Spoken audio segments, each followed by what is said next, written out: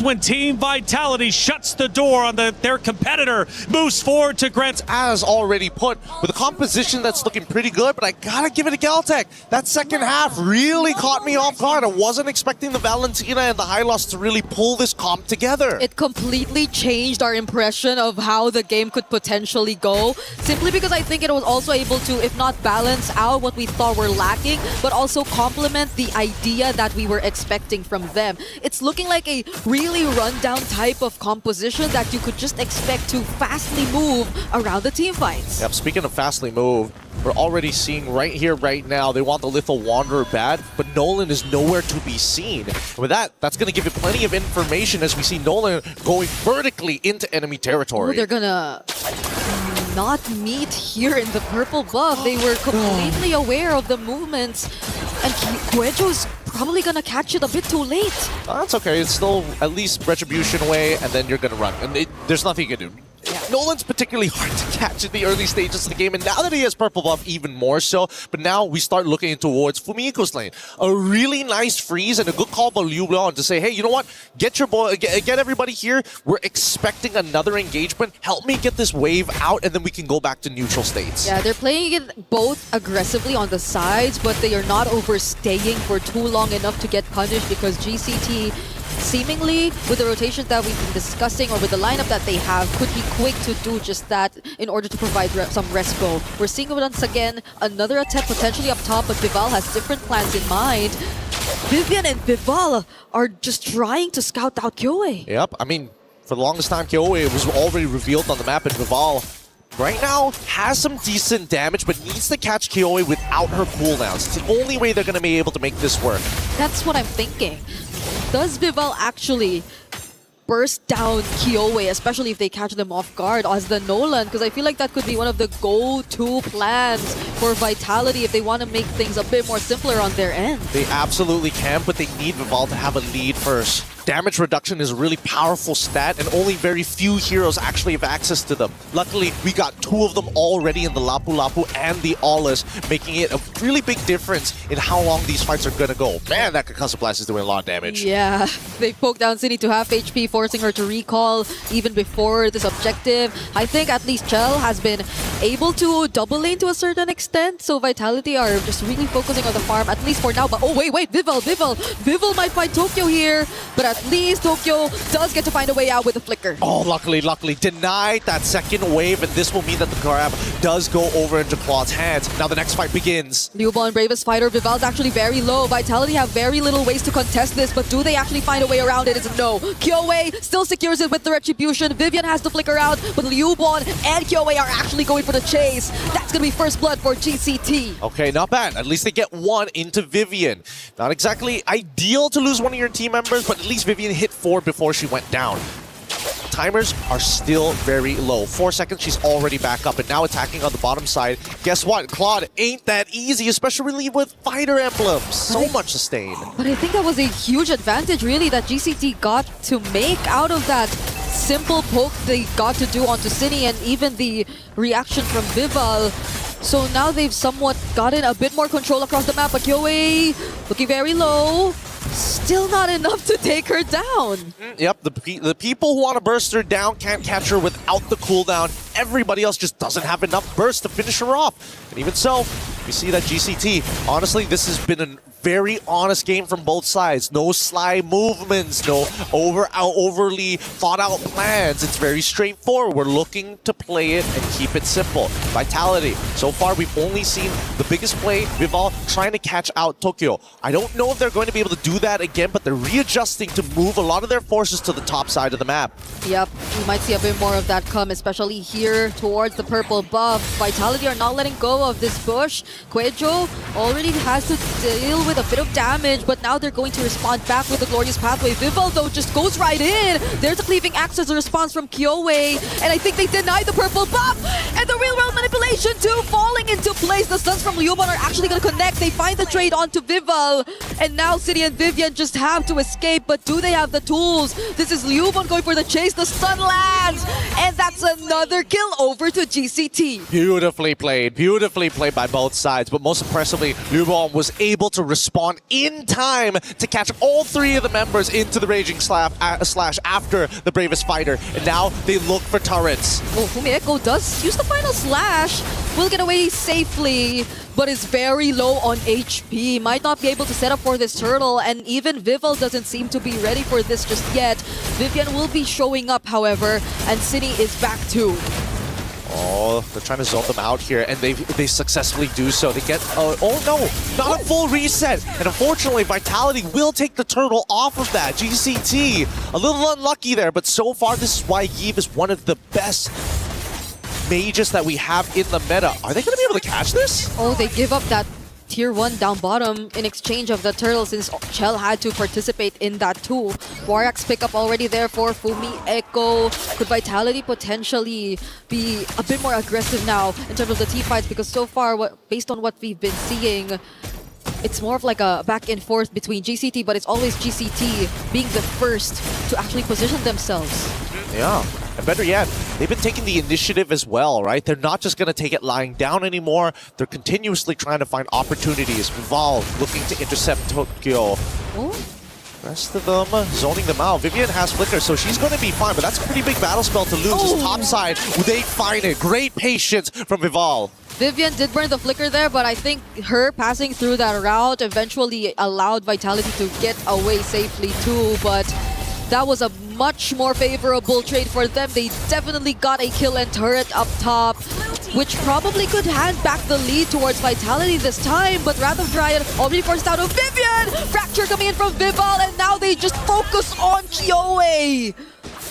The strength of the real-world manipulation is something you're really seeing when Vitality decides to punish. Yeah, but GCT, they got to make sure that they do their due diligence, right? They got to remember, if Vitality's making like a, oh, if we think this person is solo, would a solo player be walking up this far up? Never at this level of play, never in high level, unless they're trying to get into your head. Then there's another layer to add. This is currently a lead that's already back in Vitality's hands. It's just continuously going to grow from this point onwards as we look at Chell already prioritizing the DHS on the Claude. So you could really expect that they might be prioritizing a bit more of the fights early on rather than just scaling in a bit more of the macro. Oh, but the Glorious Pathway is already used by Quejo here. They just want to make sure they get out of this safely, right? They don't, it looks like they're not going to go for the contest because they don't have the first position. Neither do they have enough information about whether or not they can walk through Tribe Rush or maybe through mid lane. It's just not worth the risk, especially after what Tokyo had to go through. Down by bot side, it is going to be a upward spiral for Kyoe, right? Just gonna have to farm as much as she can. Unfortunately for a hero like MLBB, the jungle just isn't enough. Similarly like Nolan, you gotta go into the wave every once in a while. But this Nolan also picked up the Malefic gun just now. So you could expect a lot more damage. It's currently being surrounded though, but there will be help. Vivian too, coming from behind! That's Wrath of Dryad! The final slash did not connect, but I think it's gonna be enough to at least take down Quejo. GCT did not expect that quick rotation to come in from Vitality, and they still want more. Vivian going for the chase. Fumieko dashing in with a vengeance. Chell and the blazing duets! Fractures from Vitality!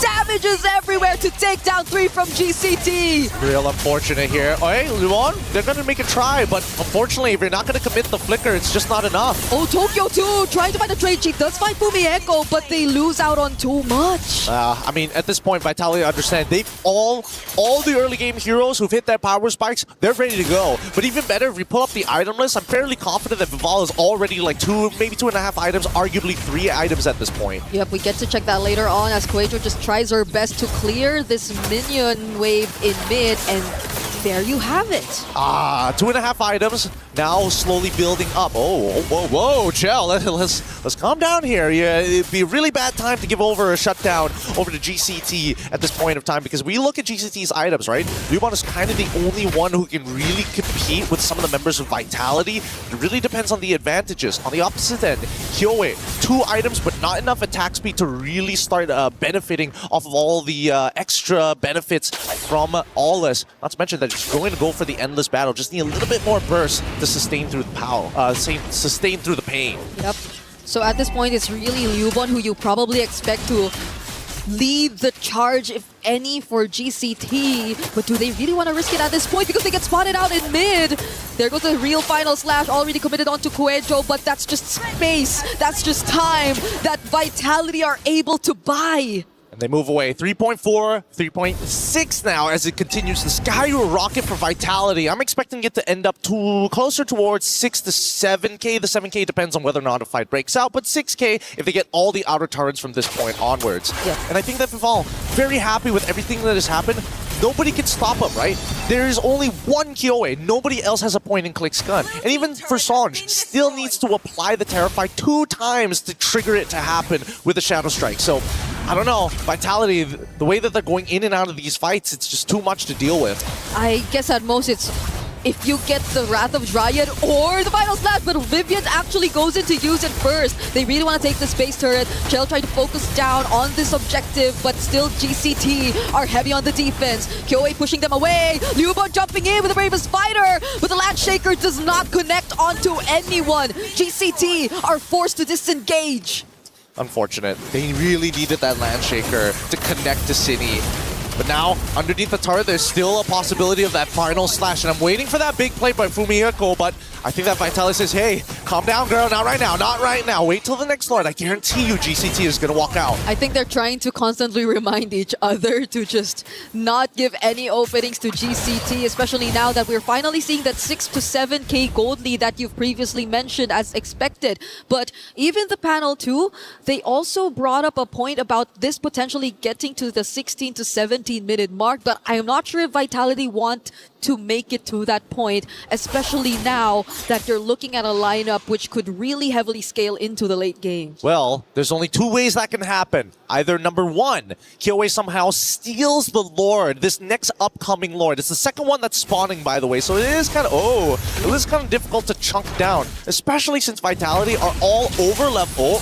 Wait, speaking of all over the place, they're actually trying to pick a fight here in the orange buff. Kyoe already bursted down heavily by the damage coming in from Vival, whereas Boomy Echo trying to go into 1v1 versus Tokyo, but the blazing do it from Gel! She barely made it out alive there, but the damage is going to be enough. Vival trying to go for more targets. There goes another kill onto Tokyo, or Kyoe as well.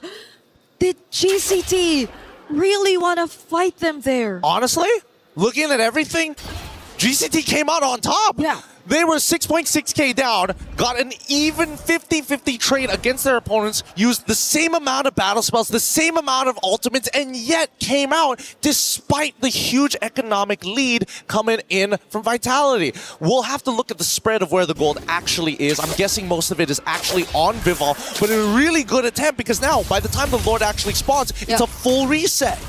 Come to think of it, it's actually surprising that Vitality seem to have used, if not all, most of their resources just to get those kills against GCT. Even the entries from Chell with the Blazing Duet felt like it took a bit too long before we could actually feel majority of the damage to come through. But at least Vitality still get the advantage in terms of the Allure. The Lord was inevitable. I would have liked to see GCT actually do the exact same move, but just maintaining that distance constantly, playing the footsies against Vitality just to make sure, hey, you may get first position, but at least we know all of your first positions. Okay. I think somehow the damage is a bit more expected to come through, that the Lightning Trenchant already locked in for Sanj. And Tokyo's already completed the Trinity as well for this carry. But I think the question remains, what does Sanj actually pick up for the IMU to really make sure that they get at least an advantage against Vitality in terms of the counter-engage? Is it really the Wrath of Dryad that they could really make the most out of, or could it be the final slash? I don't know. I'm thinking RWM? I think it has to be the RWM. There's just nothing else like it, especially when you have a glorious pathway on your side. At least you can slow them down, but here comes the next upcoming fight. I don't know if Vitality want to commit to this right now, because they still have that second wave, but now, look at Vival, literally playing with her food. Keep in mind that a majority of that 9K lead is because of Vival. Oh, that's spicy. Liubon trying to take on this 1v1, but there's also a separate team fight happening in mid. Guejo right under the real world manipulation as Liubon goes down in the hands of Vival. And that's exactly what we were asking. This is such a brave decision to come in from Liubon, but at least they get to defend the base. This is disgusting. Disgusting stuff coming out from Vival right now. And the rest of the team is working like a well-oiled machine, denying space, making sure that nothing feels safe. It feels like GCT, every time they open up a bush, it's a minefield out there. Yeah, who do you actually send to do that? It's mostly supposed to be Guejo, right? Already having to pick up the immortality as well, but even then the burst damage might be a bit too much to handle. The final slash gets touched somehow here by Kyoei, but even as she just tried to clear, you could see how difficult she had to how the difficulty she had to deal with in terms of surviving the damage from Vitality. Yeah, but now Vitality, they crack their knuckles, they sit back. We got the 9K lead, guys. The next Lord is where we must end it. First, we need to make sure that GCT doesn't get to the 42K mark comfortably, right? They're going to eventually hit it. There's no going around that, but we can make their life a living hell. No one's aware that Vival's there in that bush too. GCT have seemed to understand that they might need to group together a bit more, and there have been some movements down bottom, but they just can't confidently push further. They have barely little idea of where Vitality are currently positioned at the map. Oh my goodness. After looking at the damage dealt and damage taken, it's kind of difficult to argue that GCT doesn't have enough damage, but the truth is they just don't have enough items. They don't have enough gold. And finally, the Malefic Roar is out for Kyoei. Oh, Kumieko going in, tries to dive, goes for Sonjke. Sonjke steals away the final slash, but they're still yet to go for the counter engage. Just challenge Viva from the back! They make sure that this is gonna be a clean wipeout! Immortality pop for Guejo. She's the only one left alongside Liubon, but it's a maniac and it's a potential savage once again! Vival takes 2 savages in this series as they walk their way to the grand finals potentially! Oh my goodness. What a game this was. From not only outplays, we finally come to the outclass. The title defenders are here and are wanting to stay. Welcome to the grand finals. We missed you here.